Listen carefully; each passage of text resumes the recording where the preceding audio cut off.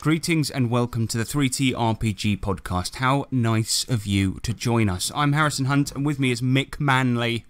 Wait. And of course we've got James. Hello. This is a podcast all about tabletop RPGs, and today we've got a show that future historians will call a collection of sounds. I'm going to get a bit creative with the intros because we've actually got no content to go between the intro and the outro, so I'm sort of trying to stretch out a little bit. You see what I mean? I see. Oh, Yeah. Anyway, today we've got several segments, as is our style. It's like a new way of doing it. Sorry, this intro is stupid. Anyway, we got feedback, we got the news, we got what you've been slaying, followed by the main subject, and today we're going to be talking about Black Tokyo. And then we're going to go on to Electro Letters. How does that sound, lads? It sounds like it. It sounds appetizing. Maybe it'll whet your whistle.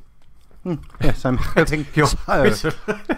Let's get on to feedback because something terrible has happened. Oh my god. The feedback side. The feedback side. Yes, bitch, the feedback side. It's the feedback section. Yeah, we take your comments and read them out. Yeah, feedback, bitch. Your intolerance of me and my community express for you the communist hairless apes you truly are. Jesus knows you're evil and will punish you. How dare you discriminate against my truth? That the evil who bothered me could not produce my truth in her womb is not a blame I will accept on myself. Try to keep up, listeners, this is very strange. But yeah, the tiny human organ I've been cursed with is not real. It cannot diminish the 6 metaphysical nipples of my soul that will suckle all who come to be nourished. You and your 3 shit podcat cannot understand the real. Only the shit you see with your uncaring, intolerant eyes. I will not be silenced. I am the bitch who stalks the night, the bitch who always fights to defend the truth that's right. I am the bitch who knows the truth, and you are a stupid bum-face who cannot appreciate real philosophical nuances when they encounter them. Fuck you, for neither of you understand the meaning of your name. I know to hunt. Her Royal Highness Princess Ray Ray Doberwoman, first of her name.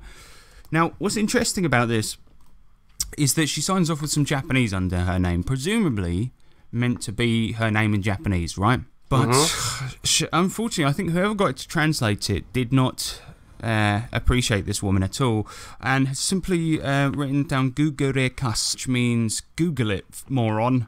So I sincerely hope this is real, and is obviously some backlash from our episode about weird furries. But the thing about it is, I really want to believe it's real, and the ending, if it isn't real, that little bit of Japanese at the end is quite genius, I think. Yeah. So whoever wrote this, you can you could be our new comedy writer. Yeah, we need you.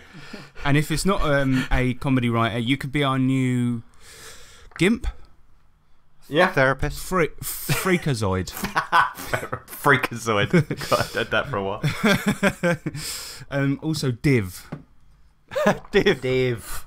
Oh, mate. Our own personal div. So anyway, that is Div of the Week there. Princess Ray Ray Doberwoman. Div.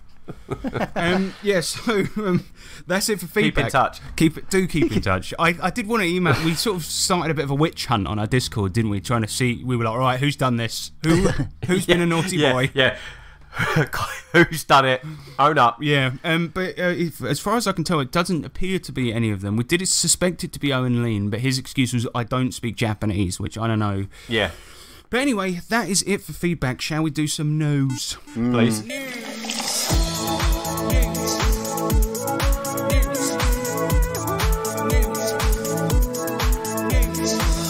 Oh, yeah. News punch. Paizo prices one-shot adventures at $50 a piece. Fuck off. Fucking hell. Get out. What is that? What is that bullshit? $50 for a one shot. So recently, the Paizo, longest. they decided to do a promotion where they sold their adventures for $5 a piece, but someone at Paizo mistakenly put $49.99 in the email sent to everyone subscribed to their newsletter. And I only found out because I got both emails. But imagine logging on one day and just going, "What the fuck is wrong with these people? They're obviously going through hard times because they're selling one shots for £50." They think What I they're thought the Apple of the RPG world, the twats. Yeah, that's what it is. They'll keep taking stuff away and be like, "This one, we're streamlining it, and it doesn't contain words, and it's $59.99." They give you an empty bad. PDF for 100. Yeah. No, they give you Adobe Acrobat, the free version. That is it for the Paizo story, really. I mean, there's not much more to it. I just thought it was funny. Next that is funny. bit of news: the Wild Die podcast has ended. Oh, I don't believe it. I mean, it hasn't been good in a while. I was going to try and figure out what date it was when I left, but that isn't. Obviously, it did actually remain very good, and they had Carl Kiesel in there, who's a bit of a genius. It's probably the best podcast out there for trying to learn to play Savage Worlds because it's got that was a the couple intent, of geniuses. Yeah, exactly. And Eric and Carl and really, really clever, and Gary's obviously really funny. So it's a shame that it's ended. But I would just the reason I wanted to include this in here is because I thought if you are thinking about getting into Savage Worlds, and a couple of our listeners have mentioned that recently, to probably go back and give these a listen before Eric gets fed up of paying for the Podbean license. Yeah, that's true. There's quite a handsome chap on there for a little run of episodes. Oh yeah, Manuel. Good guy. Lovely guy. All right, well, then the final bit of news is that new official Marvel role-playing game is coming. It sort of hurt me to put this in here because it doesn't interest me even slightly, but I know, James, you like Thanos' big purple face, don't you? Well, yeah, but I wouldn't say I like it enough to be fucking anywhere near excited about a piece of shit role-playing game that they produce. The movies and the shit, it's just like, right, it's an easy action watch, that's it.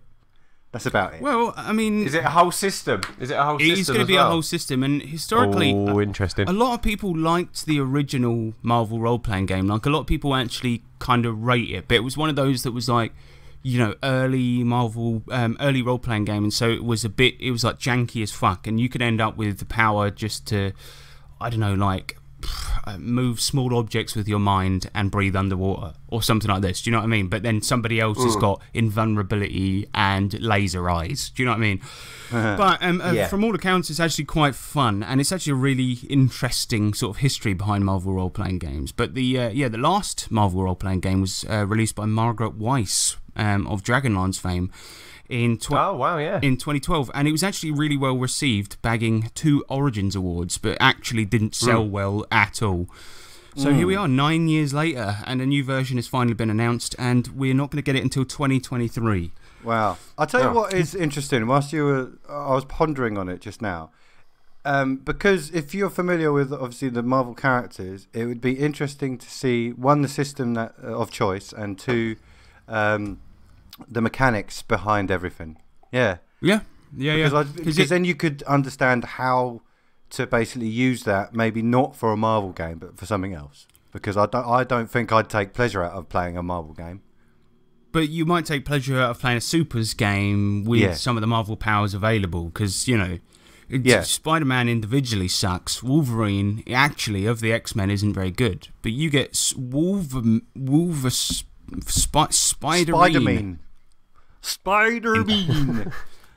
And the bad guy, Antihistamine. Oh no, my arch nemesis. But yes, this game is actually going to be made in-house by Marvel, so it means it will stick probably quite closely to established canon, and there aren't really that many details yet, but they're planning to release a free playtest version sometime before the full game.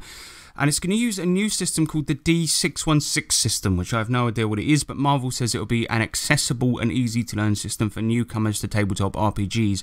One amusing detail, though, and this is kind of what tipped me over the edge to actually including this, is that the character's stats will be might, agility, resilience, vigilance, ego, and logic, which spells out Marvel.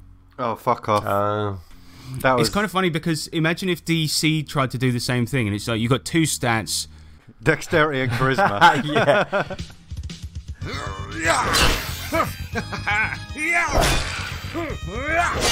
And have one of these! Oi, yeah? What you slaying?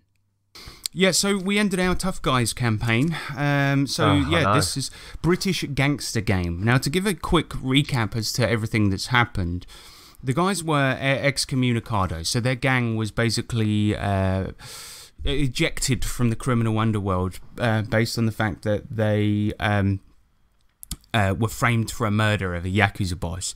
So they cleared their name and then got into hacking the Bank of England, did one final heist to get this machine into the Bank of England to start siphoning money off electronically. We made quick buck, that's for sure. Yes, mega bucks. So now filthy rich, the one thing that the players had left to do was sort out the Yakuza, their last remaining rival gang. And they basically kidnapped one Yakuza boss to lure the other boss into London. And in doing so, we set up kind of this final encounter thing. So I was going to do like a mass battle, but instead I decided let's just do one, really big fucking cool combat to end this campaign, because we've been playing for like 20 games and I wanted players to be able to actually use their shit. So I drew a huge fucking map of Albert Square, had it all, which is where the players sort of operated from, and then had these guys sort of set up. They had half an hour. They knew the Yakuza were coming to get revenge. They had half an hour to get everything ready, and they set all of these traps. And for example, they set up a bomb in their chip shop so that hot fryer oil and saveloys would destroy Yakuza. They set it up so it triggered when they would enter the chip shop, and it was pretty fucking disgusting, actually. What was cool, so part of their setup, what they did is they got all of the villagers from Wolford to help in the fight, and called in some yardie mates, which are like Jamaican gangsters. And had all of this stuff, and Tiffany, James's character, made a bunch of signs sort of saying chip shop this way kind of thing. Yeah. So, led them towards a chip shop, but in a way that it's looked like advertising. Yeah, exactly. That was such a clever move. Yeah. But here's the cool thing. So we had all of these guys all set up. So the guys picked vantage points in the town and decided where to go. Then in addition... so we were all like separated. Yeah, exactly. And then in addition to that, you had all of your Albanian bodyguards, all the yardies, all of the citizens as sort of counters on the map. It was pretty insane. And as soon as the Yakuza come into town, there's about 50 foot soldiers coming in, and then a helicopter starts circling. The boss lady of the Yakuza, this woman called Hanako, she had a sniper rifle and was doing some sniper rifling down on their ass. But there was another guy in there, and he's wearing like a demon mask, a Tengu mask, and he jumps down into the fight, and it's Ian Beale. Now, for those that don't know, this guy, Ian. On a previous take we didn't use, I described him as a slug that's turned into a human being. If you've ever watched EastEnders, he's like the biggest loser on the planet in that show. He was he's homeless at one point. Everything always gets stolen from him. He throws some dinner on the floor. His wife tried to poison him using poisoned tagliatelle, and he believed that he deserved to be killed and was eating tagliatelle off the floor crying. So this is the sort of guy that you're dealing with.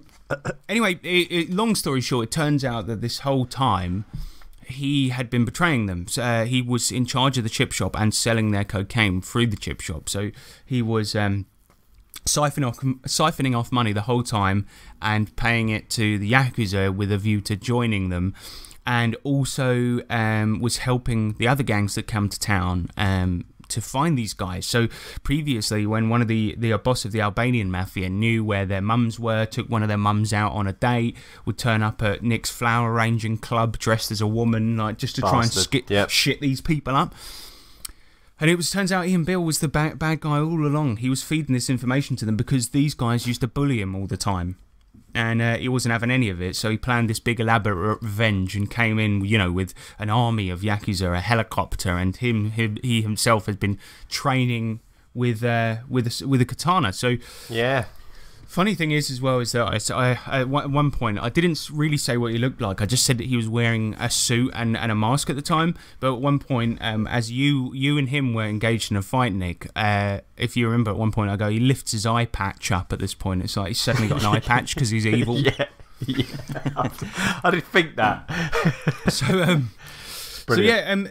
I think the last encounter, it was a big one, obviously. If you just imagine a riot and right in the middle of it, fucking 4 different gangs are facing off. It was pretty fucking fun. And it was awesome.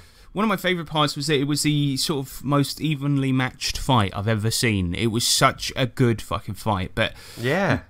Nick, your battle with Ian Beale was pretty intense because Nick was in the park and he got in this huge fight with Ian, like a one-on-one fight, while all this chaos was happening all around them. Nick even got surrounded by foot soldiers at some point as well and was holding his own. Like, he was fighting Ian Beale, this fat darts player, and it got to the point where both of them were on 3 wounds, which basically means in Savage Worlds you're nearly dead. And both of them were just exchanging blows. Going for it, yeah. It was beautiful. Ian went down, I put him on my shoulder, I tried to oh my god, it was mental. Yeah, it was awesome. Amazing. It was actually and so James good. shot down the helicopter. We had another guy taking out foot soldiers by throwing debris at them. The hooligan was going around killing people and went after the Yakuza boss after she disappeared into the pub after the helicopter got shot down. So it was like... It was basically the most of the session was that combat, but it was such a fun, action-packed, crazy fucking combat. We had Savaloys flying all over the place with hot oil. We had helicopters going down. It was pretty beautiful. Yeah, it was. In the end, we managed to get through the fight with no casualties to player characters, which is really lucky considering how it was going at certain points. Oh yeah, miraculous. Yeah, fucking. Nick, tell us about the ending, because what I like to do at the end of a campaign, after these guys beat the Yakuza, is like, now they're filthy rich and all the opposition is gone. They're legends out there. So, yeah, tell me about the endings that we did. Oh, mate, so we all had little inputs in the endings, and Mickey basically sorted out Wolford, made it a really popular place and stuff, put some money into it, and then after that he wanted to reignite his dart career, so he went off to I can't remember where he went to now. Was it not Manila? Where did he go to Mauritius. Mauritius, that's it. So he was in Mauritius. Yeah, so he went to Mauritius to do a dance tour, basically. And so from about episode 3. Yeah. I've had a was it like a companion? And she's a bodyguard and a pilot called Zawadi that you met in Africa. That's it. Yeah, we met her in Africa, and she's basically like kind of been by my side this whole time. And like I taught her how to play darts, and like I think trying beer together was a laugh. Do you remember when we got her a drink? Oh yeah, she thought Guinness was a traditional welcoming drink of the English people. Yeah. So anyway, she's been fantastic. Like, D8s across the board. So great pilot, good shooting. She's just been brilliant. Anyway, so the last scene for Mick was them two like sitting at watching the sun go down in Mauritius, and then he turns around to Zawadi and pops a ring out, mate, and proposes. Yeah, I've got to be honest with you.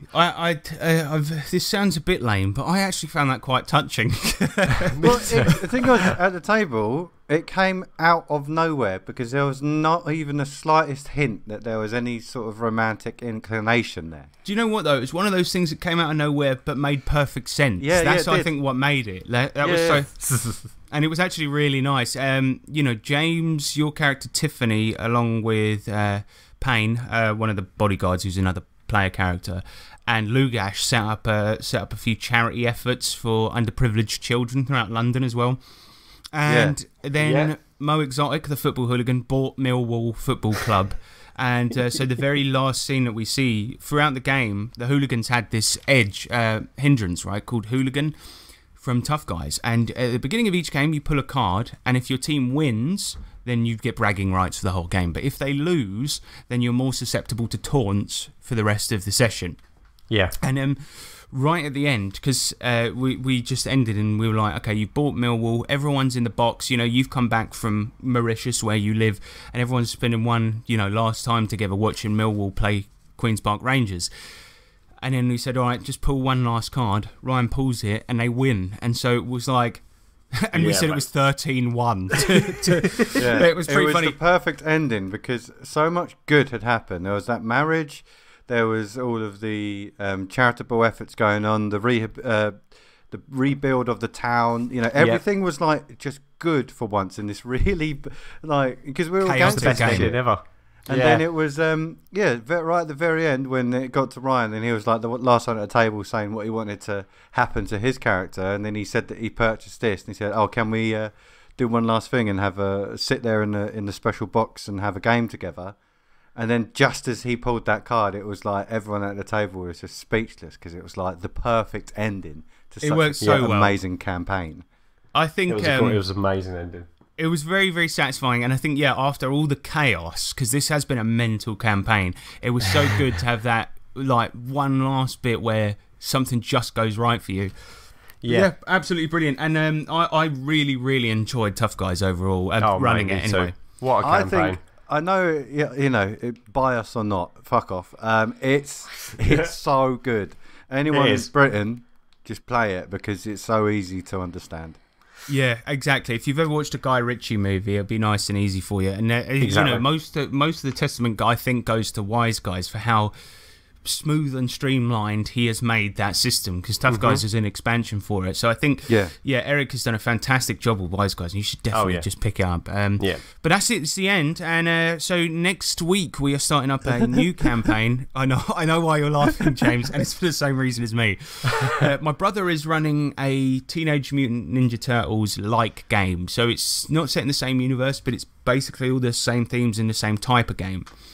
So instead of Shredder, it'll probably be like Greater or something. But Sean so we're going to be playing Mutant Hero Beasts. That's what the campaign is going to be called, because it's not you don't necessarily have to be a turtle. We're going to be using Savage Worlds. Yep. But what's funny about it is that in Teenage Mutant Ninja Turtles, you actually have a lot of them are named after so you got Splinter, Leonardo, Donatello, and they're named after like Renaissance painters, right? And there's no pun names, but all we've been doing is coming up with characters based on puns. And my brother, who is running the campaign, is hating it. He is really hating it because he doesn't want this campaign to become a joke. And it's like, We've got top contender at the minute. Go on, tell the favourites. We'll get to that because I think it's the best one. But I came up with quite a few, and one of them was Christina a Gorilla, who is an ape attorney. Also Albert Einstein, who is a weird scientist pig. I also came up with the same idea, but Niels Bohr as well, who's a physicist, I think. And also Hot Air Baboon. Who's a Zeppelin pilot who's also a baboon. I like Mike Python. Well, I said to Sean, an even better one would be, because it's that 90s attitude of the turtles. What about Bike Python, who's a BMX riding snake? And also the funny thing about the Turtles universe is none of them are called the animal that they actually are. But we've been going mental with that. Yeah. Somebody wanted to do Bear Grylls, who's like got one of those gold teeth grills, but he's a bear. But I think the front contender at the moment is that James Clark. You put on our WhatsApp group Duck Norris, and I think and we were like. Then what was funny is that I evolved from that, and we're thinking of playing an entirely duck-based squad of mutants. So we have Duck Norris, Quacky Chan, James Pond. Captain Quack Sparrow. Anyway, loads of these things. So, and it's Benedict Cumberquack. For God's sake. That was the worst one. And then Sean got really angry and started taking the piss out of us on the group. And was like, I'll come up with Tupac Feather. And I corrected him, right? Because I'm like, Sean, you're not getting on the right wavelength here, right? Because Tupac Feather is stupid, but Tupac Kakor That's different. Now we're talking. Now That's we're talking. That's got some legs. I really hope he does let us be all ducks. But Me bear too. in mind, we do have to make characters that aren't just a funny name. If we are all ducks and we all get like start shouting at each other, we should just like drop into duck. Just like, Oh god, I like this already. yeah. But the thing is, Sean was like, he was putting on the group. He was like, so you're just starting with the names mostly, and I'm like, no, Bike Python. He's lived, that's pretty fucking turtles if you ask me. Yeah, that is. But so TMNT, we'll have more on that obviously next time we do an episode. But I just wanted to point that out because it was coming up with a lot of celebrity-based animal puns is very fun. And I said yesterday I put a screenshot on the group because I was like, I think I've hit rock bottom because I was searching for hippo celebrity puns. All right, but next up, Nick, as you have moved away, next thing is starting a monthly, I'm assuming either online or in person or whatever we can do at the time, game. Yeah. And I picked up Necropolis 2350, which is basically Warhammer 40k for Savage Worlds. That's one of the front runners. But have you got any other ideas for what you might want to run? Well, I was toying with the idea of Cthulhu because we haven't played Call of Cthulhu for such a long time, and it's really good fun. But also Mutant Mechatron, mate. Yes, please. All playing robots. And I've got the dice set as well. Oh, Yeah. man, that would be fucking great. So this is using the Year Zero system and universe, but it's you play robots whose human masters have disappeared. That's right, yep. And you've been left to your own devices for millennia, I guess. And after a while, you become aware and start searching for answers, basically. So yeah, it's cool. Is that set after Mutant Year Zero? Same time, I believe. Yes, they all kind of link up. They're compatible, yeah. Mm-hmm. Oh, I thought. Okay, same time but completely different area. Correct. So when we did Nick's Gen Lab campaign, I was actually looking into this a little bit because I was interested about how they work together. And what a lot of people say is basically, so Gen Lab Alpha is where you play mutant animals. Mutant Year Zero is where you play mutants in the apocalypse, and then Mechatron is where you play robots, obviously.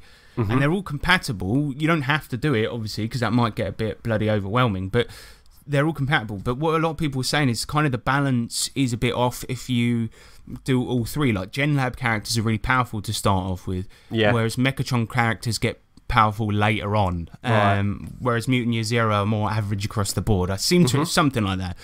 But yeah, I mean, that's another one as well, like Gen Lab, another game where you play animals. The funny thing about it is that it's actually quite serious in a lot of ways. But it does say, look, you're playing animals, it's going to get silly. And I think the same thing will probably happen with Mechatron, don't you, Nick? Oh, definitely, mate. Definitely. Put the wrong attachment on, a bit of short-circuiting going on. It's going to be a laugh, mate. Can you imagine, like, Johnny Fives, a bunch of Johnny Fives just going around?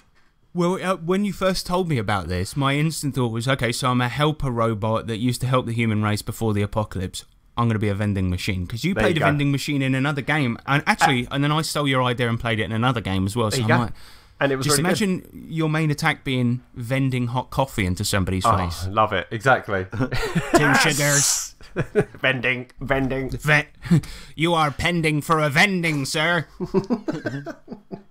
You have been decaffeinated. So, but I've promised myself that I'm going to go through my back catalogue because I forget how big my bloody RPG collection is because I never sell any books, so I've got so well, that's many. the trouble. Mine's sort of rotating where I'll often the ones I've used and never think I'll never use again. I tend to sell them up and stuff like this. That's it. So.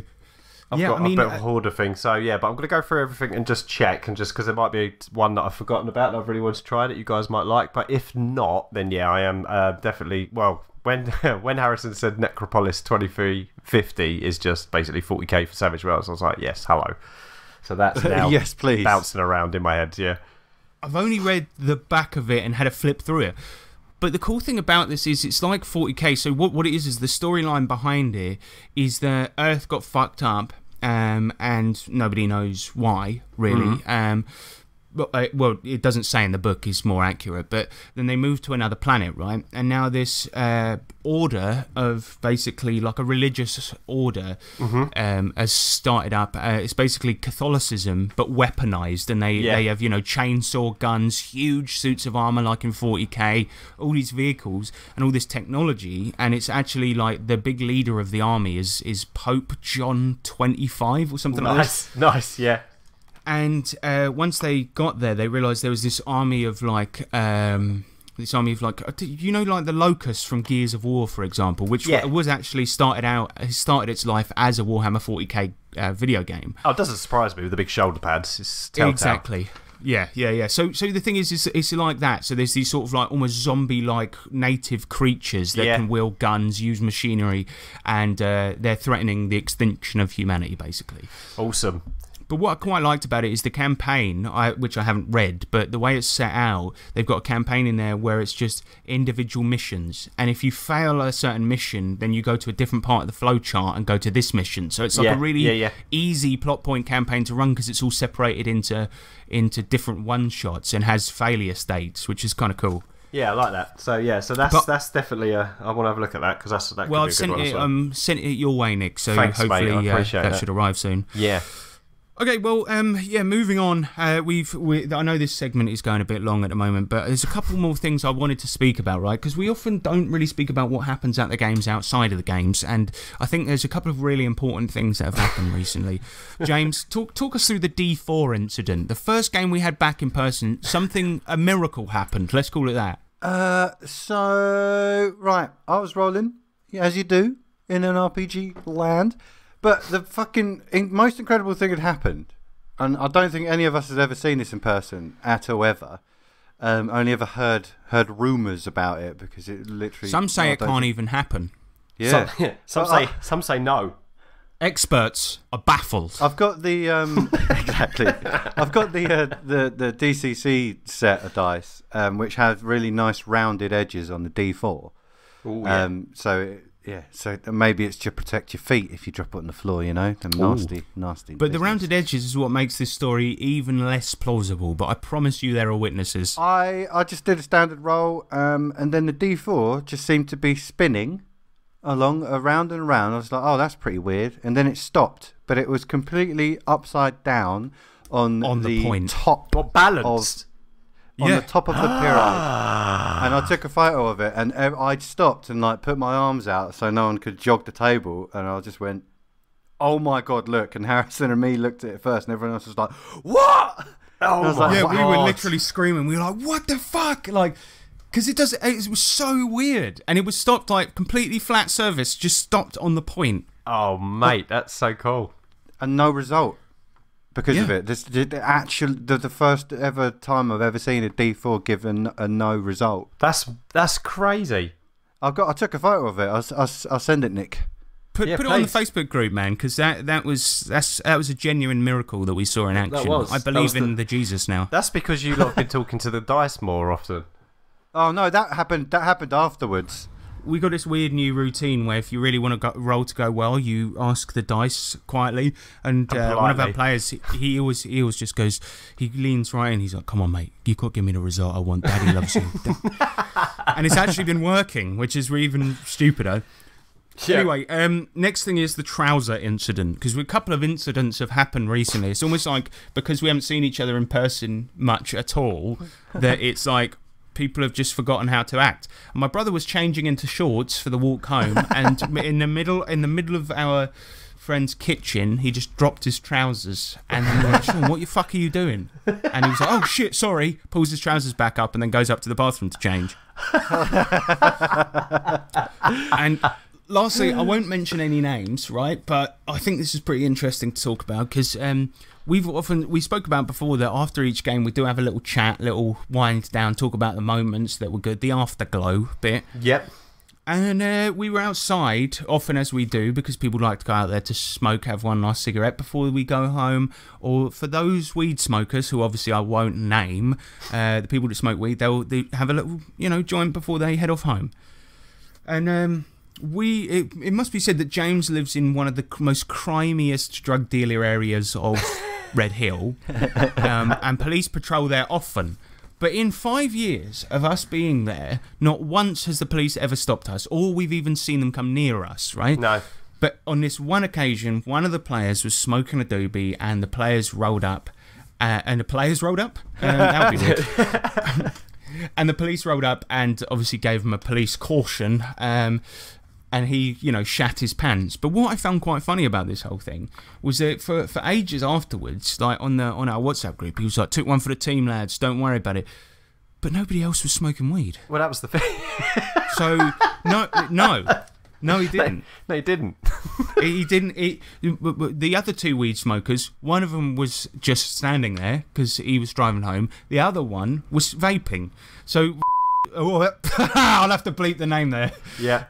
This player was kind of like he was just like, "Took one for the team, lads. Don't worry about it. It's all good." And he was like trying to be a bit of a martyr, but no. But to be fair, he did draw the attention away, because I think if the other two got a look in, one of them, if we'd have all been searched, I would have been late home, and two other people also could have been arrested. So it's sort of all right. Yeah, I suppose he kind of did, because when they asked, "Is anyone else smoking weed?" he just said, "No, just me." But what was quite funny was that the police officer was very sexy indeed. I mean, I've got something she could take down in evidence. Hey, and I another funny thing about them is I knew the bloke. Oh, that was police the best. officer. Well, I think actually this situation diffused a lot as well when she said, "What are you guys up to?" And I said, "Playing D&D actually." And she was like, "What?" And I said, "Dungeons and Dragons." And it was sort of like, "Oh, right." She literally laughed and was like, they started being much nicer at that point, because it was like, "Oh no, they're not criminal scumbags hanging out on a street corner. They're just nerds." Yeah. But that is it for what we've been playing. Let's get into the main subject, shall we? And just to let everyone know, if you're easily offended, turn off now. And if you're my mum, please don't listen. Please, Irina, please don't. Main. Subject. Magic. Main. Subject. Tokyo. Main. Subject. So Fatal. The game's so racist, so grossly violent and sexual that it appealed only to the worst kind of psychopathic maniac. It was a game that took 8 hours to make a character, and a game where it was easier to rape someone to death than it was to hit them with a sword.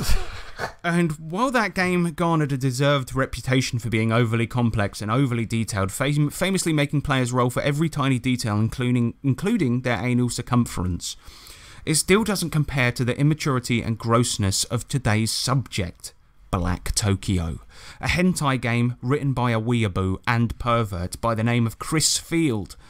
Now, this episode was suggested to us by longtime fan Timothy Peer, and while I'm grateful he brought it to my attention, he also made me hate the human race just a little bit more. Oh, God.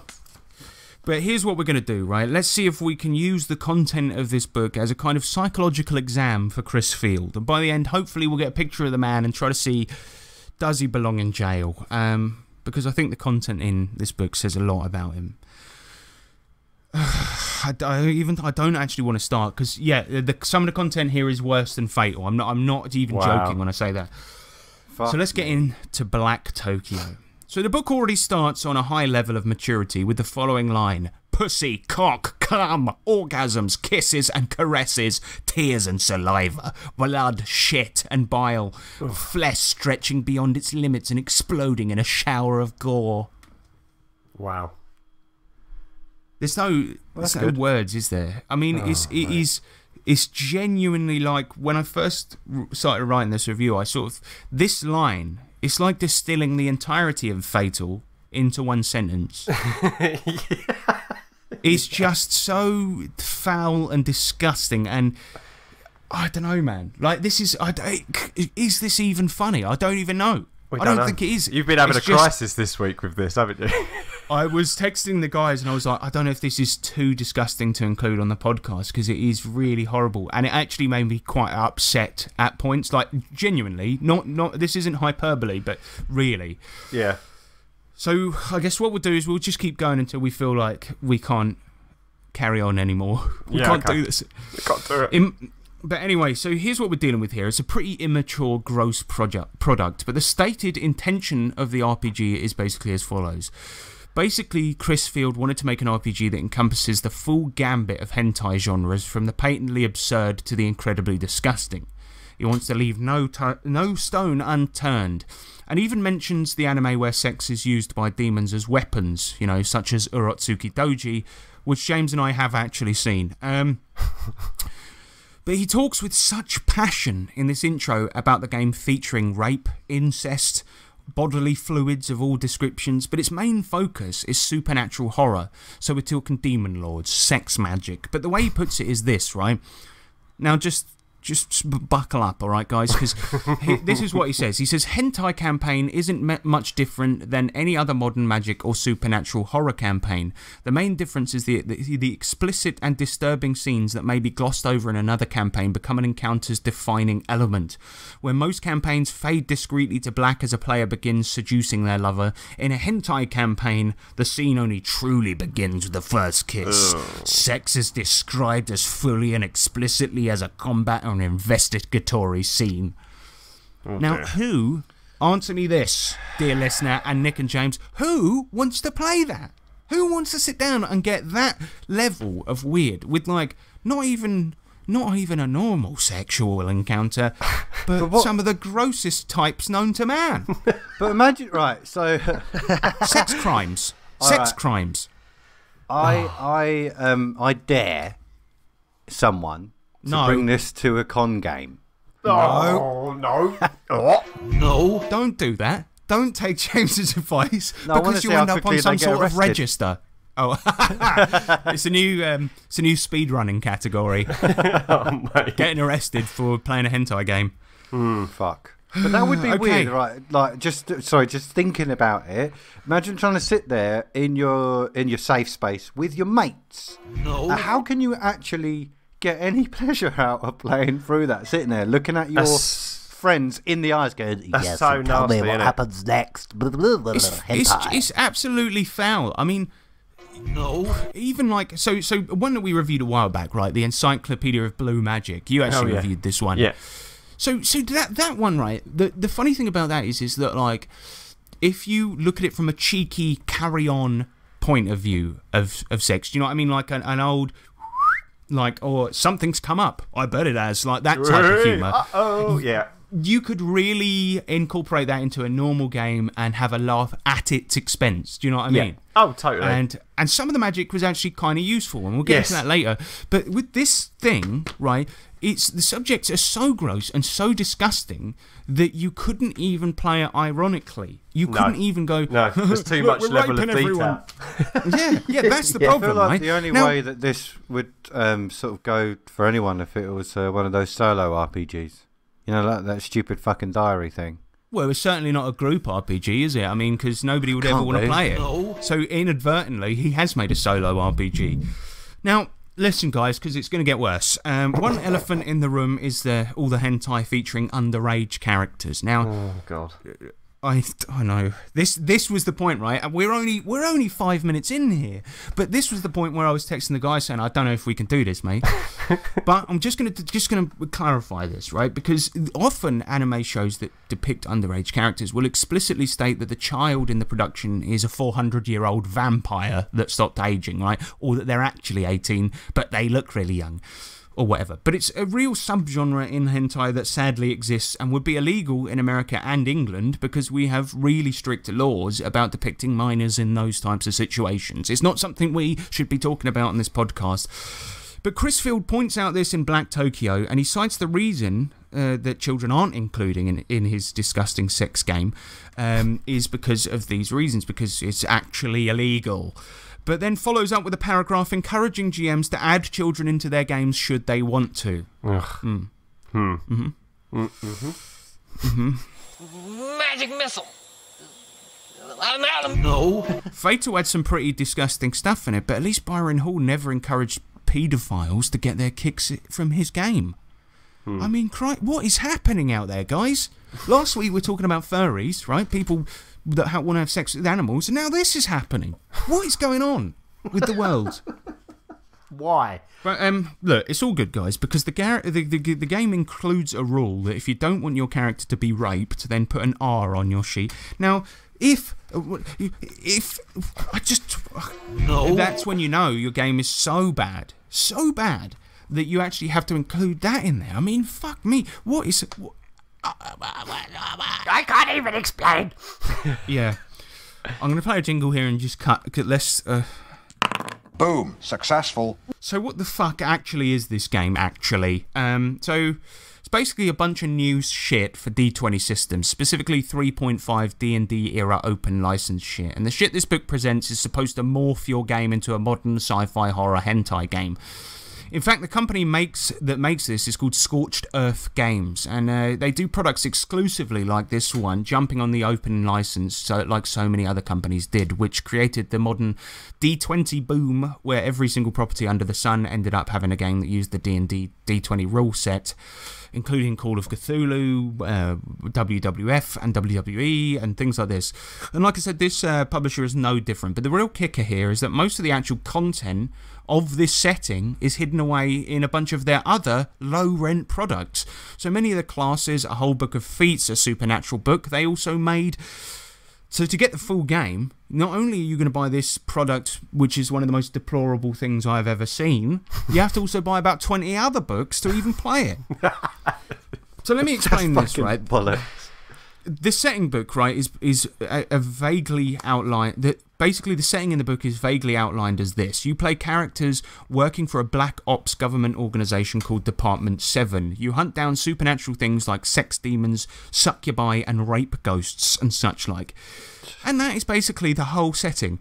So this book being mainly character options for the D&D rule set, it consists of gear, feats, equipment, and whatnot, and there's barely any stuff on the world. The reason being is that most of it is told via, character options and things like this, which is a fine way of doing it. But imagine buying the book and discovering on page 7 that 11 books containing game essential parts are also required to play. So that would be... Because you know what? There's nothing worse than a game created by a guy who's clearly a bloody sex criminal, but a game created by a sex criminal that also is really bad. Do you know what I mean? Like a shameless cash grab. That's like almost double offensive right there. But for example, the actual spy/investigator stuff is stuffed away in another book. Fuck off, mate. It's not there. It's not there. Hey, you wanted a game about spies? Well, you've got it, but you have to pay me $29.99 first to get it. Yeah. DLC. Yeah, and also all the mutations, right, which is a big part of a lot of animes. That's also relegated to another book. And, what's worse is all of this is advertised to you right at the start of the book, rubbing it in. So also, I see a book in here, right, in the advertising segment that they made, and it is called The Innocent. And this is a new class for Black Tokyo, and it's a child.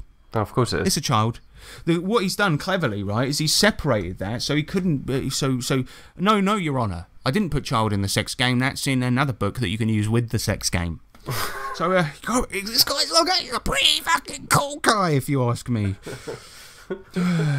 And they make sure to say that The Innocent is not a child, but it is, right? Because the cover, and I sent you a picture of the cover, is a little girl with a teddy bear. So fuck off, Chris Field. You're a monster of a human. But he also points out that these characters could be used for a G-rated game, meaning general audience, but then he mentions how it could be used for a sexual game, which is so wrong. And I was going to read a bit from the advert here, but I actually found it genuinely upsetting, so I can't. Yep. So, if this guy isn't on some sort of register, I'd be amazed. And in fact, I did a bit of Googling, actually, to see if he'd ever been in the news or anything. Yeah. Upon doing so, found out he'd also made a game called Tournament of Rapists. Oh, for fuck's sake. He's such a cunt. I think we can say that, can we? I mean, that's not libelous. He is. He knows he is. He made this rubbish. At this point, I did want to give up on the whole review yet again, by the way, but I'm just going to carry on because it's kind of like a horror movie where you're urging the protagonist not to go into the creepy house, but they do anyway. And whatever happens, they'll never be the same. Oh dear, sorry listeners. I'm sorry. Sorry, Harrison. He had to read, digest, and that's review true. this That's properly. true. I will say this. As disgusting as this game gets, what we're kind of doing here is we're poking fun at the guy who made it and basically calling him out. And I just want people to know that deep within the RPG hobby, there are these dark corners of fuckwits that can't make a good game and go for this horrible shock value, doing the most disgusting things ever. Some of which is illegal, by the way. But anyway, the first chapter is and immoral. And immoral, exactly. The first chapter is all feats, basically. These are like special mechanics you can pick for your character when you level up. So you have cosplay, for example, where you can dress up as pop culture icons and gain bonuses to balance, bluff, drive for some reason, as if putting on the jacket from the guy from Drive or Baby Driver makes you better at driving. I mean, that is fucking stupid. And many other skills. But anyway, or how about Grave Between the Legs, where you have poisonous discharge. I can't even say that loudly like I've typed it. Basically, poisonous discharge that comes out of your private parts. Or what about Gunslinger's Fetish, where you can shoot someone and instead of hurting them, you give them the benefit of any sexual skill they previously didn't possess. What the fuck? Oh, I don't know if I can carry on with this, man. I've just read the next bit. What's your doing a Oh my god. Now, just to summarise a few points here, basically the next part is magic, right? And it starts with magic items. Now, in previous games, we've obviously, like, books like this, you know, we found that the magic is probably the best bit, because actually a lot of this stuff is useful. Disrobe spell can be used as a distraction. It can be used to help the thief quick change into another gear or something like this. So it's actually a decent spell. It's pretty funny and pretty decent, a bit cheeky. But in here, basically, it starts with magic items, and most of them are for like tying people up, which can be useful. But then there's a driving license that helps you lie about your age, because it's a magic driving license that can change the day of birth on it. That's disgusting. Next, we've got a magic skirt that helps you fly, and the book suggests to make it a schoolgirl's skirt. Of course it does. Yeah, so, and then basically all of the other things are like, all of the actual spells are like just shit versions of already existing ones. So you've got like Charm Person, but Charm Person for sex. You've got Locate Object, but you might be trying to locate a ball bag, you know, things like this. But then there's Red Zone, where you can basically start a big orgy by making orgy gas come out. And yeah, the book helpfully reminds you that you need to track STDs that are flying around during this moment. So lovely.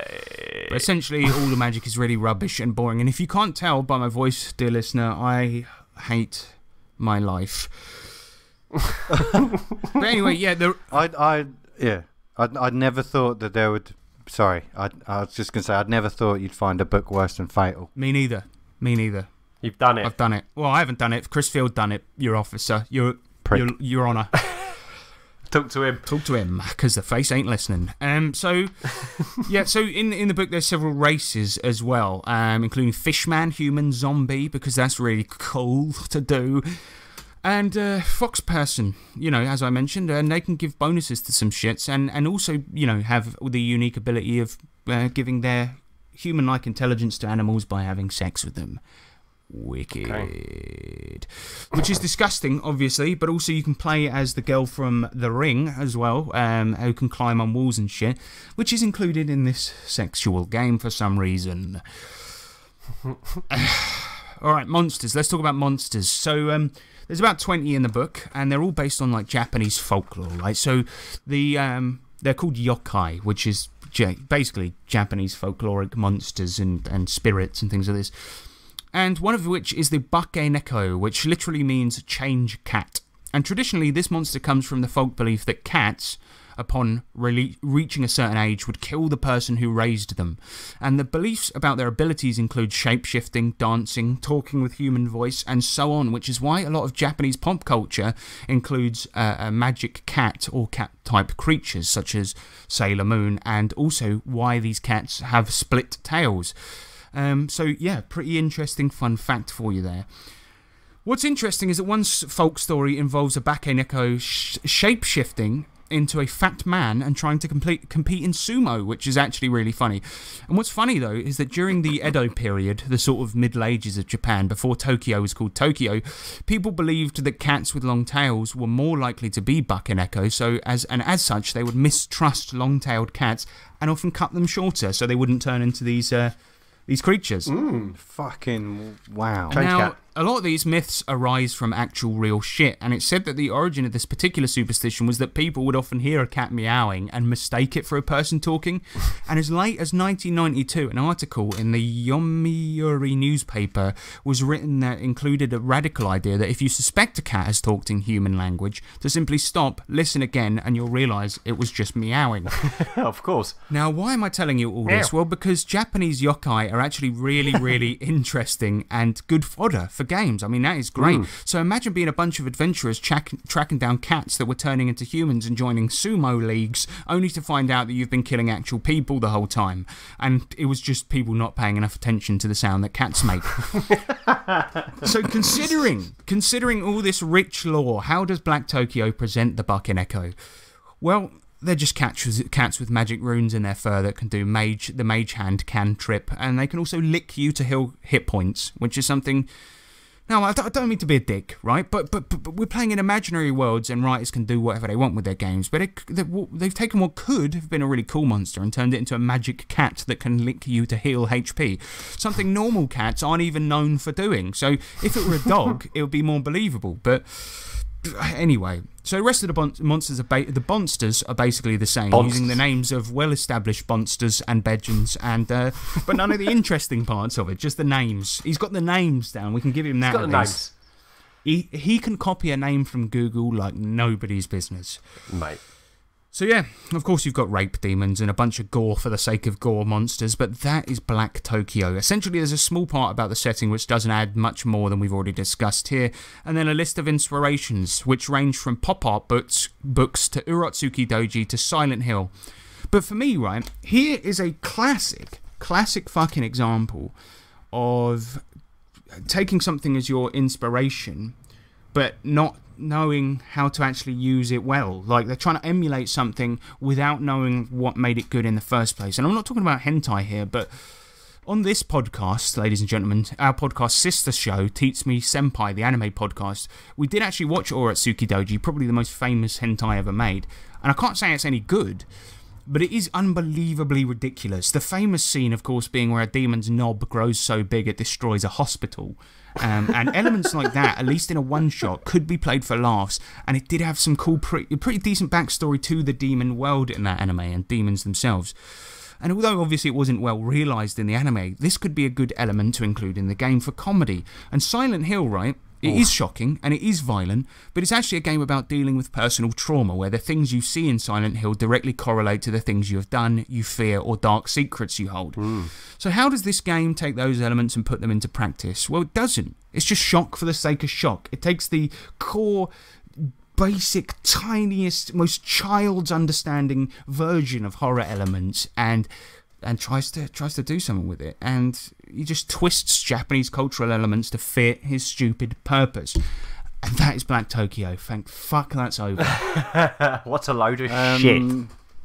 Really. It's not even a game. I mean, it's not even a game. It's a bunch of stupid feats and a guy trying to shock people. So Nick, I'll repeat again. Chris Field's a bit of a cunt. He is a cunt, and he is also probably on some sort of register.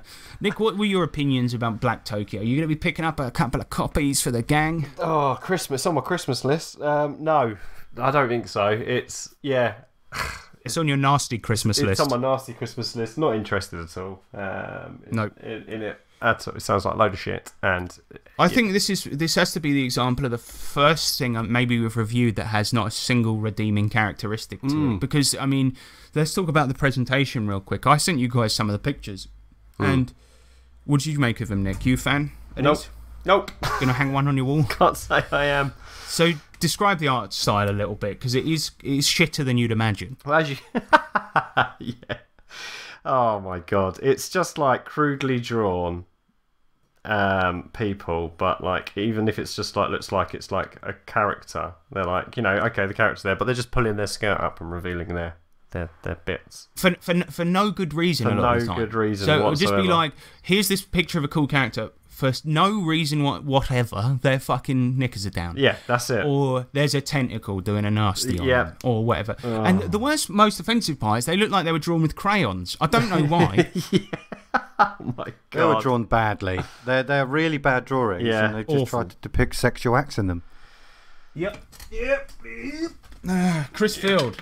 I have a good feeling who's going to win the Industry Douche of the Year award this year, by the way, at the 3T RPG Awards, and maybe worst art, worst product. Chris Field, if you are listening, I fucking hate you. Yeah, same. What have you done? Yeah. Thrito. Good. Right, let's move on, man. Let's do some electro letters. In the future, you will be able to send a letter or parcel from anywhere on the planet. This, sir, is the electro letter. Electro letters. We asked you guys for your questions. Yeah, so here we go. Let's keep it jolly. Let's forget this ever happened. CJ Stott, he says, what RPGs would you like to try in the future? He's got a couple of other ones as well, but that one first of all, James Clark. Well, not this one. That's for sure. No, let's the never topic speak that about we- it again. That's it, done. Okay. Erase memory. Done. Gone. No more. I want to try. Okay, I want to try one of those homebrew, really stupid ones because I found like a collection of I don't know, fan-made weird ones like Cowboy Bebop and Jackie Chan Adventures, that kind of shit. I do actually want to try one of Wacky those Chan. weird ones, but more so Do you mean like a micro one or just a fan one? fan-made, based on kind of ones that I've been out tempted there. by some of these before, and the only one I've ever played was the Fallout fan game, pen and paper role play. I think there's a lot out there, but this was one made by a Russian guy, and it was good. But you can kind of see a lot of times with these things why they're not professional game designers. Because I remember reading about the Final Fantasy pen and paper RPG, which is also a fan thing, and I just remember it not being particularly good. I mean, it's not saying that publishers are always better than fan games, because the Harry Potter one's really fucking good. But like, I mean, often like you know what you're getting. It's like better the devil you know. Do you know what I mean? If I buy from Pinnacle, I complain about them a lot, but at least I sort of know what I'm getting versus some guy's untested Final Fantasy game that he's made and put on the internet for free. Do you know what I mean? Yeah. But yeah, I mean, one of my main ones has got to be Aces and Eights. Oh yeah, mate. It's a front runner, I think, for my next campaign because it's very simulationist and combat is very slow. But I like the idea of it where gunfights are deadly and consist of like one or two moves. It'll be like bang, bang, bang, everyone goes down. And the silhouettes and stuff, and like just the whole. It's the shot clock. That's it. It looks really interesting. It's something different that we haven't tried before, and because it looks like it's done quite well, you don't mind that it's so what's it called? Crunchy. Yeah, exactly. And I'm intrigued by it. It looks fucking fantastic. Like when you're having a shoot off about someone on a roof. Yeah, it's not as crunchy as you'd think. I mean, the way it works is you line up the shot clock, which is basically a big acetate target over a silhouette, and the game comes with loads of them. And so you say, I want to shoot him in the head. You line your targets up to the head, you roll a dice, add your shooting score, and then pull a card, and that will basically cross-reference to show where you hit. And it's cool. It's pretty fucking cool. The thing that does make it crunchy is that combat is broken down into counts, and these are a tenth of a second. So, and everyone's acting basically at the same time. So first of all, when you roll initiative, it's like how quickly can you get your gun out, or how quickly can you bring it up to aim. You could take a shot quicker if you don't bring it up to aim. And act earlier, but you'll have less chance of hitting. So it's like that kind of strategic thing, but it seems complicated. But the way it kind of works is you have like this clock thing that you place people's tokens on. So if Nick, you say to me, I want to run over there, and I'll say, okay, well, running at full sprint is 3 counts. So all I do is move your token up, and when we get to your turn, you've moved 3 counts. See what I mean? Nice. Yeah. And that's basically it. But it's crunchy, but then you have to remember it's broken down into very small segments. So combat takes the same amount of time as it usually would. It's just that people die very quickly. And even if you even if you take a wound in combat but don't die immediately, you're very likely to die because it gets infected later on. So oh man, yeah. It's all about really thinking about it. It's more about actually living a Wild West life, really. Yes. Which I think it's like is really simulation. Great. Yeah, exactly. Well, not simulation, but I suppose it is a bit. Yeah, it is a bit simulation-y, kind of level really. Of realism. Yeah, I like that. Yeah, so I'm looking forward to playing that a lot. How about you, Nick? RPGs that you're interested to try for the future? Well, this Necropolis one's really got me interested, if I'm honest with you. So because I've always loved the 40k world. Universe.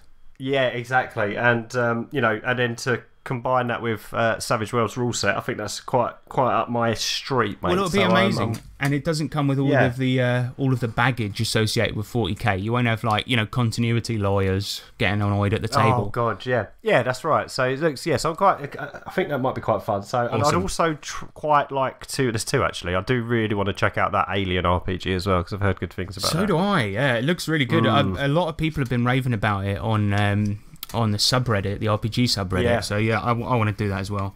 Looks good. What RPG, if any, was so bad you would never play it again? That's his second question. Now, because he said play it again, it has to be one you've played that you'd never want to play it again. I'm gonna put my hat into the ring, and I am going to say Fate. Nope, I meant Fusion. You ain't played that. No, nobody has. Fusion. The old system that what the fuck are they called? Artalsorian Games. The old system they came up with that's used in Cyberpunk 2020 is really fun. Cyberpunk, the Fusion system famously came into play when they made Cyberpunk 2033, which was the bad one in the series. And not only did the system take a nosedive, the setting did too. And obviously we played Fusion, and it lacks any real fun. And it's also... I was going to say same one. That was Bubblegum Crisis, wasn't it? Exactly. Yeah, I was going to bring that up too. It was also enjoyable sitting down playing with you guys, but it just was a crap game. But it was the system that was the mechanics was shit. Yeah. But you guys... I think that's probably the worst one for all of us, because I don't think any of the others have been bad, really. No, not at all. I mean, I'll often have gripes with a system, but that's what house ruling is for. And I've enjoyed most of the games that I've actually ended up running campaigns in. And I can see the merits. Like even Genesis, for example, is not a game I would ever run, but I'll always be happy to play it. So yeah, I know. It's got to be Fusion. I think we've been quite lucky, really. Yeah, absolutely we have. And you guys should check out, Artalsorian's previous system. I forget what it's called now, but Interlock, I think it's called. Interlock. But it's like Fusion, obviously, and shares some DNA with it, but it's in some ways a lot less polished, but a lot more fun. Like it's really deadly, really tactical, a lot of options for combat, and it's really fucking good. So, yeah. Lastly, so we've all gone Fusion. His last question, he says, if you could buy any one RPG company and make changes, which one and what would you change? We'll start with James Clark. I'd buy Savage Worlds because I'd probably make a fucking killing off it. Because profit. But I would. There's particular nuances that we've sort of done at the table. Where we've kind of been like, oh, this is really great of Suede, but then, but I reckon I should have done this. So I'd just embed those. Okay, yeah, so you would take over and make your perfect version of Savage Worlds. Yeah. Fair enough. That's a good answer. I mean, it's pretty much the best thing to do with it. I would take over Wizards of the Coast and fire everyone currently working there and hire all the old TSR staff. Now that would be good, right? Yeah. Or I would you know what a good one would be to buy Games Workshop and do a rule that people that come into their shops need to wear deodorant. Yeah. I mean, they lose a lot of players because a lot of them, but it's a risk I'm willing to take. It's my company. Nick, how about you? What would I buy? I would buy Catalyst and then sack the people that make the books. All right. So Because that 50 quid Shadowrun spine just fell apart in weeks. Well, I also think as well that I really did want to buy Shadowrun 5th edition, but I was worried that it would happen again. Yeah. Because it's an expensive book. Like, the mainline RPG books are really fucking expensive. D&D is, New Warhammer is, fucking Cyberpunk, Shadowrun. All of this stuff is like... So it's kind of a considered purchase. And when I considered that the glue would melt and all the pages would fall out, I was like, you know what? Forget it. It's not that good. And plus I got Shadowrun 2nd edition from the 80s, which is still held together. Same. So Exactly. Mine's still fine. Yeah. Yeah, that's what I would do. That's bad. That's really bad. I mean, Pinnacle used to have quite shoddy spines as well. I remember one time I bought a copy off eBay of Deadlands and all the pages fell out, but because I got it off eBay, there wasn't much I could do. Yeah. So, a bit annoying.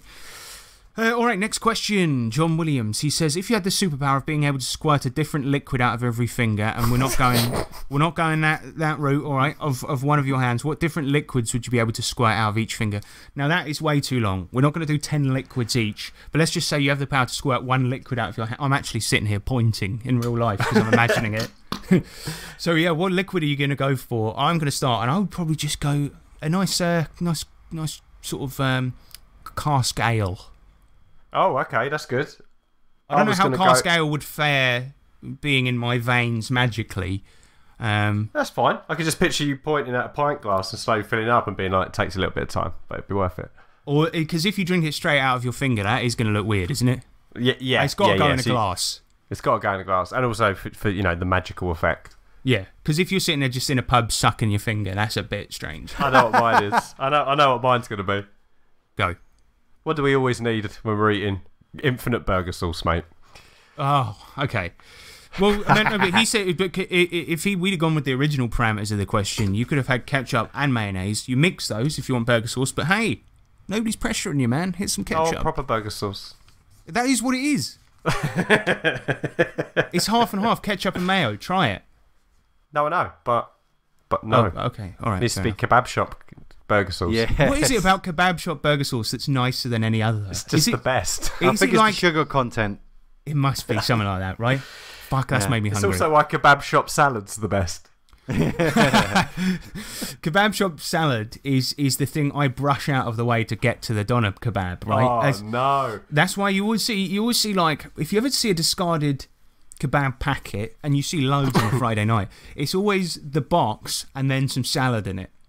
Yeah, they do go crazy with the salad a lot of the time. Because it costs them nothing. It's like, okay, this doner meat, that's premium, right? But the fucking salad, it's like whole fucking lettuce in there, not even cut up. Fucking whole lemon in there. Whole lemon, whole lettuce, a bathtub full of chili sauce. Lovely. Now we're talking. I was talking to James the other night, and ages ago on this podcast, I remembered something James said that we brushed over and never really actually talked about. But we were talking about getting a kebab, and James went, yeah, I love a kebab, but you got to get all the sauces. And Nick, you went, what do you mean all the sauces? And then I went, next question. And so, James, what do you mean? Do you get every sauce? What do you mean? No, it just means just get all the sauces.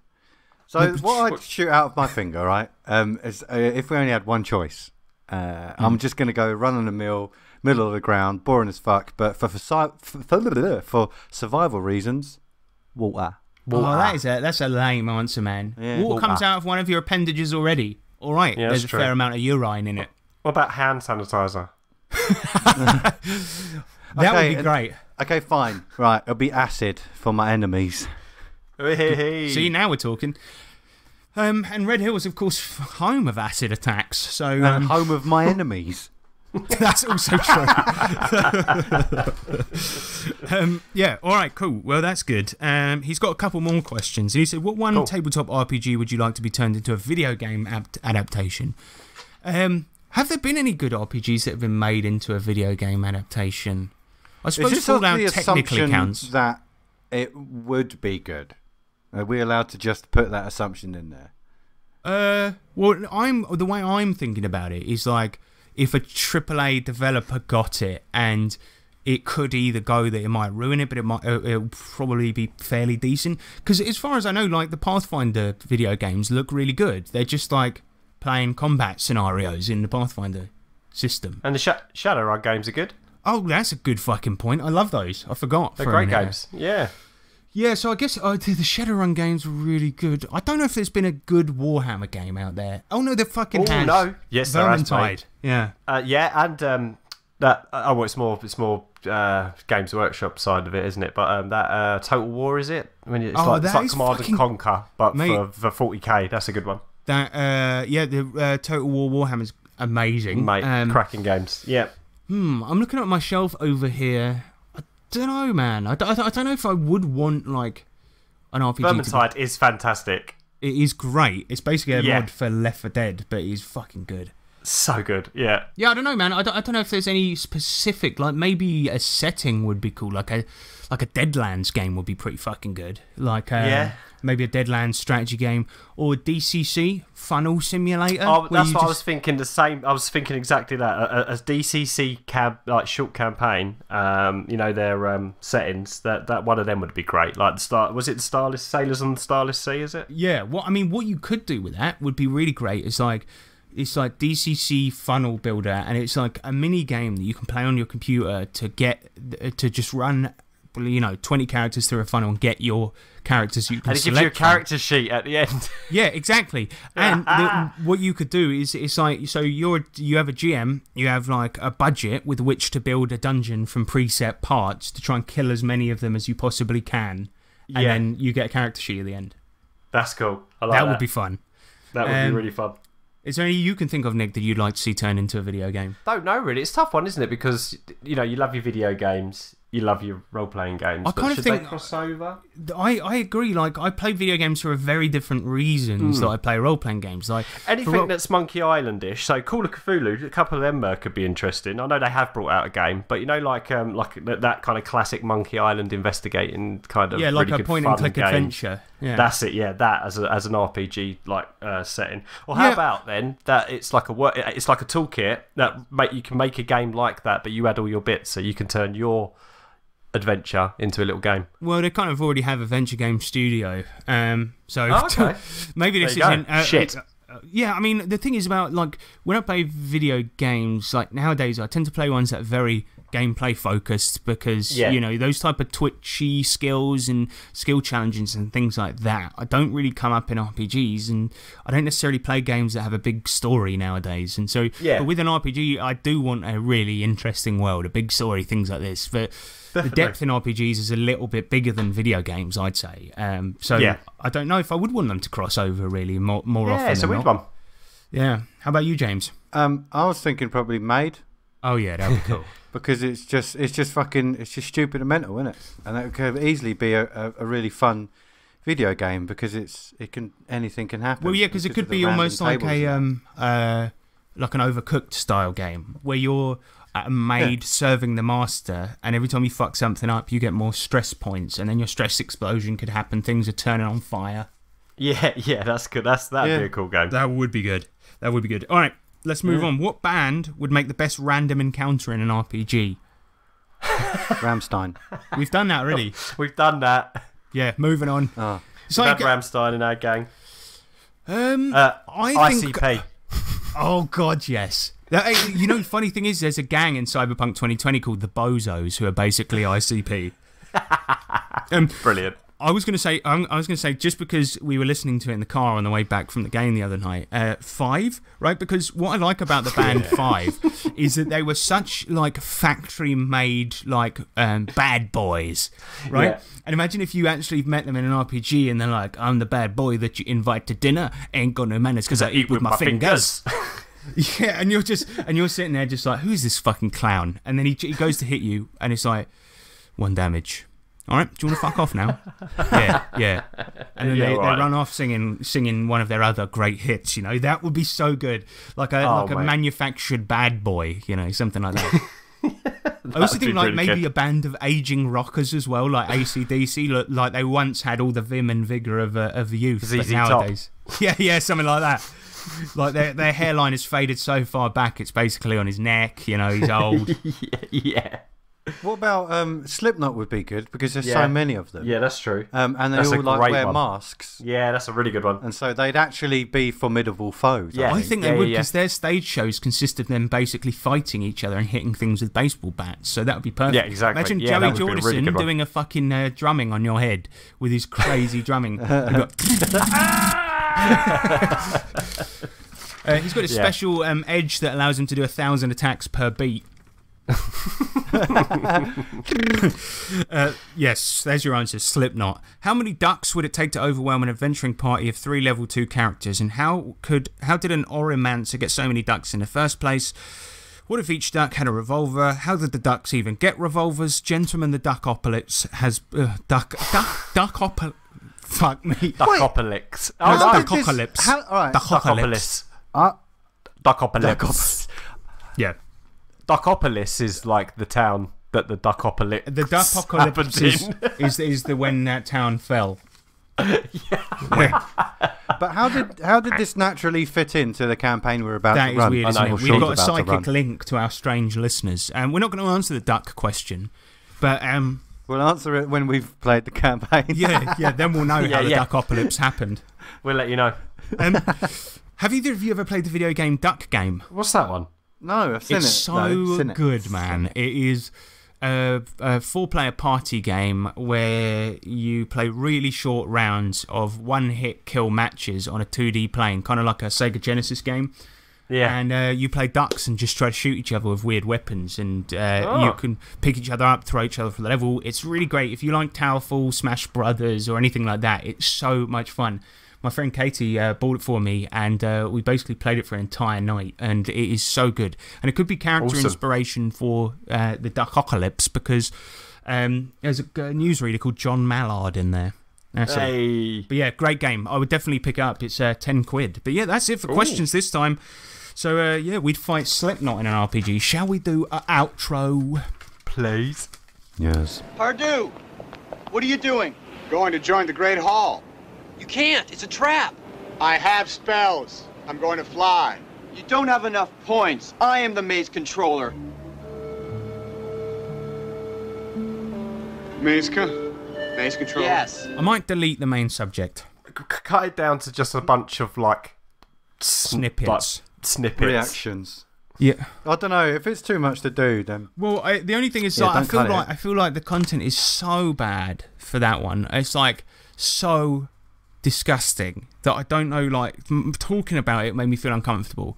And I'll tell you what. Why don't you try and edit? And if it's a fucking sham, we'll jump on in the evening and do a bonus.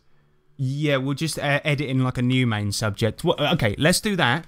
I'll sort of judge it as I'm editing it. If I feel it's terrible, what we'll do Keep some is, bits though, just so we can still, acknowledge this terrible thing. Yeah, so we'll do that. If it is indeed that bad, or if I can't edit it to make it palatable. If not, we'll meet up one day in the week and just do a half-an-hour segment on how to run an evil campaign. How about that? Perfect. Yeah, perfect with me, mate. And then we'll just splice it in. And that And could then actually be next quite time- funny as well. It's Mulky Bulky. Yes, that's right, mate. 2 weeks. Oh, Murky can't wait. dokey. So, what time are we starting? Because I'm going to need to obviously make sure I'm off on the way Well, early. So, Only thing is, bear in mind we are in the outro, and this is more of a production meeting. oh shit! Yeah, what am I talking about? Sorry, you can cut all this out. I thought we'd finished. No, me too. So, yeah, if you want to contact us, 3trpgpod@gmail.com. We're also on Facebook, we're on Twitter, we're on Patreon, we're on Twitter. We're on all of the stuff. Isn't that right, Nick? That's right, mate. we're on Fucknutter. We're not on Fucknutter. We deleted our account there. Yeah, Oh yeah. Yeah, we're a Yeah, nutfucker, though. we're on Nutfucker instead. Well, that is it for another episode. Sorry about this one. I'm Harrison. I'm Nick, I'm James. and we're all sorry. Yeah. Chris Field, you suck. Cunt.